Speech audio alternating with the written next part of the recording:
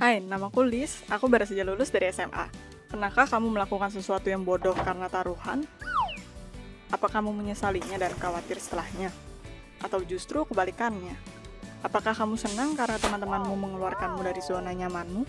Tonton sisa videonya, aku akan beritahukan bagaimana aku mencoba untuk tidur dengan teman baikku, dan bagaimana hasilnya. Di sekolah aku selalu biasa saja. Aku belajar dengan level biasa, tidak menonjol di cara apapun. Tidak bernyanyi di konser atau berada di kontes kecantikan. Itu luar biasa bagaimana secara bersamaan aku mempunyai teman. Satu teman, Alice, bernyanyi di sebuah band. Yang kedua, Martha, meluncurkan blog dan tentu saja mereka berdua sangat populer. Terkadang untukku itu terlihat sepertinya mereka berteman denganku karena kasihan, atau mentertawakanku di belakangku. Aku memiliki satu teman, Jerry, kutu buku aneh yang bergaul dengan beberapa pria tidak populer dan membaca komik. Terkadang aku merasa malu berada di dekatnya, tapi aku berusaha untuk tidak menunjukkannya. Dia teman baik untukku. Dia tidak menonjol dalam apapun kecuali karena keanehannya, dan lalu kita menemukan bahwa dia super populer di kerumunannya. Itu terjadi setelah liburan musim panas. Dia memiliki pacar, seorang cosplayer, dan seorang model terkenal. Aku terkejut, dan bukan hanya aku. Singkatnya, Jerry dan aku bertemu semakin jarang. Aku merasa seperti kelas kedua, walaupun teman-temanku berusaha meyakinkanku untuk tidak memikirkannya. Contohnya, aku mengeluh pada mereka bahwa aku belum pernah dicium, apalagi berada dalam hubungan atau memiliki seks. Mereka berkata padaku mereka tidak punya pacar, jadi mereka belum sejauh itu juga. Mereka berakhir menantangku. Jadi kita membuat taruhan bahwa setiap dari kita akan tidur dengan seorang pria sebelum prom. Pernahkah kamu merasa bahwa kamu melakukan sesuatu yang bodoh, dan kamu mengetahuinya tapi kamu tidak bisa merubah apapun? Kamu melompat ke kolam renang saat pesta, walaupun itu bukan kolam renangmu atau pestamu. Dan kamu adalah gadis tidak populer dengan celana kebesaran, dan ya, kamu tidak bisa berenang. Dan kamu berpikir, wah, ini ide yang buruk. Tapi kamu sudah berada di dalam kolam renang. Aku tidak tahu bagaimana aku bisa terjebak dengan omong kosong ini. Biasanya aku tidak memiliki kesempatan. Aku bahkan tidak memiliki pacar. Aku bahkan tidak memiliki prombes. Aku tidak mau menjadi bagian dalam ini. Itu sangat jelas untukku bahwa aku tidak akan menemukan siapapun. Dan jika ya, aku tidak ingin memiliki seks hanya dengan siapa saja. Tapi teman-temanku dengan cepat meyakinkanku. Mereka selalu meyakinkanku akan segala hal. Alice berkata bahwa tidak ada seorang pun yang memiliki pacar, jadi kita semua sama. Martha setuju dengannya. Tentu saja, Alice memiliki sebuah band dan banyak pria di zona pertemanan, dimulai dengan gitaris mereka. Dan Martha memiliki sekitar 1000 subscriber, dan aku 100% yakin bahwa banyak dari mereka tidak hanya mensubscribe karena postnya tentang mitos dan kebenaran akan skateboards. Aku berusaha untuk membantah mereka, tapi pada akhirnya kita sudah membuat taruhan bodoh ini. Aku memiliki sisa 1 bulan untuk kesepakatan, temukan seorang pria baik dan mengatur seks impian pertamamu. Aku menemukan teman masa kecilku di sosial media, namanya adalah Zack, dan aku ingat bahwa dia pernah menyukaiku. Aku mempelajari halamannya, tidak menemukan fotonya dengan seorang gadis biasa dan memutuskan bahwa dia bebas. Aku menulis padanya. Zack sangat senang untuk melihatku dan mengajakku bertemu. Semuanya berjalan sangat baik. Kita pergi ke sebuah konser di klub, lalu pergi ke kafe, dan semuanya menyenangkan. Kita setuju untuk bertemu lagi dalam beberapa hari. Aku berpikir dia lucu dan akan cocok denganku dan mengundangnya untuk mengunjungiku. Di hari ini, ibuku pergi ke tempat tante. Aku membuat atmosfer romantis di rumah. Aku mendownload beberapa drama, mengatur playlist untuk sebuah kencan, mengatur meja untuk kami, dan aku sangat khawatir bahwa Zack akan lupa membawa kondom. Atau ibu akan kembali lebih awal. Di tengah film, Zack tiba-tiba kebingungan dan mulai menjelaskan padaku bahwa dia sudah lama ingin menghubungiku dan mengakui segalanya. Aku berkata padanya, tidak ada kata yang diperlukan, dan hati kita akan berbicara dan aku mendekat untuk menciumnya.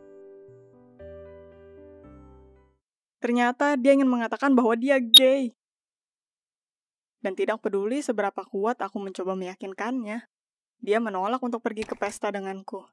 Berpura-pura menjadi pacarku karena dia sudah mempunyai pacar. Itu adalah sebuah kegagalan, dan kelulusan tinggal 2 minggu lagi. Alice menulis di chat bahwa dia akan pergi ke kencan pertama dengan seorang gitaris.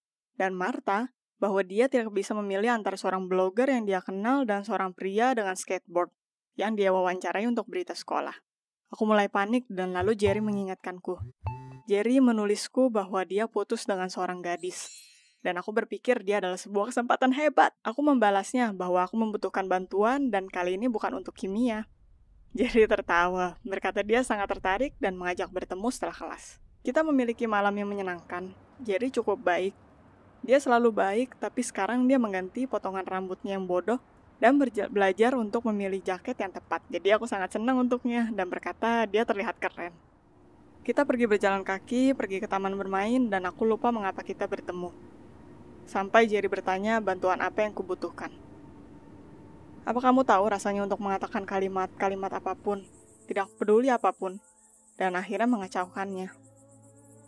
Dan itu bagaimana akhirnya roda berputar membawa kami ke atas, dan aku memutuskan untuk menciumnya. Jerry mulai merona dan bertanya apa maksudnya. Aku kebingungan, dan mengatakan semuanya tentang taruhan. Dia terlihat kebingungan setelah aku menambahkan, jangan berkata kamu gay juga. Itu seperti Jerry digantikan. Dia marah. Dia berkata padaku banyak hal yang buruk. Dia berkata bahwa dia tidak akan berpartisipasi dalam taruhan apapun. Malam itu hancur. Selagi melihatnya pergi, aku tahu bahwa harapan terakhirku untuk keluar dari situasi ini adalah pergi dengannya. Dan aku baru saja kehilangan teman. Di rumah aku merencanakan dengan gila. Aku tidak tahu pria lainnya. Aku harus berbicara dengan Jerry. Tapi bagaimana? Semakin aku mencoba untuk keluar dari ini, itu semakin buruk. Hanya ada satu hal tersisa yang bisa dilakukan. Untuk menghindari kegagalan, aku tidak harus pergi sama sekali ke prom. Aku memutuskan untuk pura-pura sakit. Seminggu sebelum kelulusan, aku berusaha untuk mendapatkan simpati dari ibuku. Lagi pula, aku mencoba untuk meracuni diriku sendiri. Tidak serius, aku hanya mulai memakan makanan kadaluarsa atau produk yang tidak cocok bersama. Lebih baik sedikit kesakitan di perut daripada seks tidak diinginkan dengan pacar yang tidak eksis. Tubuhku tidak berpikir demikian. Dia bisa menahan makanan kadaluarsa dan susu dengan ikan asin. Dressnya telah selesai. Malam prom adalah besok dan aku duduk dalam air mata dan keputusasaan. Sangat sehat dan tanpa tanda dari seorang pria di permukaan. Aku berusaha untuk menulis teman-temanku beberapa kali, tapi hanya ada kesunyian di grup chat. Aku mulai berpikir bahwa mereka sedang tertawa di suatu tempat di pesan pribadi mereka, dan akan sangat bahagia jika aku muncul dan mulai mengeluh akan kegagalanku. Putus asa dan menangis sepanjang malam aku memutuskan. Persetan, aku akan pergi seperti ini. Aku memakai dressku, memakai make up, dan bersiap-siap untuk malu. Aku langsung melihat Alice dan Martha, dan tidak ada tanda-tanda pria di sekitar. Aku tidak mengerti apapun dan menghampiri mereka. Ternyata Alice putus dengan gitarisnya setelah beberapa kali kencan, dan Martha tidak memilih dan memutuskan untuk lebih hebat dari dirinya. Dan aku pikir bahwa mereka telah melakukannya sejak lama, dan hanya menunggu hari X untuk mengejek dan membuat meme dengan wajahku. Aku menolak alasan mereka tidak memberitahuku masalah mereka. Kita adalah teman, dan mereka berkata aku tidak bertanya, dan mereka tidak mau untuk membebani masalah mereka padaku. Itu adalah prom yang luar biasa. Kita menghabiskannya bersama. Kita mentertawakan diri kita sendiri karena sudah menjadi pecundang dan menutup topik itu. Aku seketika menyadari bahwa teman-temanku hebat dengan masalahnya masing-masing. Dan mereka tidak ingin aku terlihat bodoh. Malam telah diselamatkan sampai aku melihat Jerry. Aku hampir menjatuhkan piringku yang berisi keju ketika aku melihatnya. Aku sangat tidak nyaman. Kita memiliki malam menyenangkan terakhir kali dan penawaran bodohku merusak segalanya. Sesuatu harus dilakukan. Segera. Seseorang, Alice atau Martha, aku bahkan tidak ingat, mendorongku ke arahnya. Aku tersandung oleh dressku, tidak memiliki waktu untuk berpikir, dan hanya terbang ke arah pandangannya. Dan aku menawarkan kencan pertemanan yang kedua. Kita bertemu di tempat Jerry seminggu kemudian untuk menonton film. Ya, kita menonton sekitar 10 menit dari filmnya. Lalu Jerry berpaling kepadaku dan melepaskan kacamatanya dan melihatku. Dan aku mengerti. Kita bahkan tidak mematikan filmnya. 6 bulan telah berlalu dan aku masih tidak bisa menjelaskan apa yang dia temukan di film-film ini. Tapi aku pergi dengannya untuk memilih komik. Ternyata memiliki seks dengan teman baikku adalah ide sensitif yang aku miliki di bulan itu. Itu pastinya lebih baik dari menelan cheesecake kadaluarsa lalu membuat teman masa kecilku mengorbankan hubungannya. Bagikan ceritamu. Apa kamu melakukan sesuatu karena taruhan? Atau kamu selalu berpikir terlebih dahulu? Pernahkah kamu menolak taruhan dan menyesalinya, atau setuju dan kecewa? Jangan lupa untuk like video ini, jadi banyak orang yang mengetahui cerita kami. Dan subscribe channel ini supaya kamu tidak ketinggalan video baru lainnya.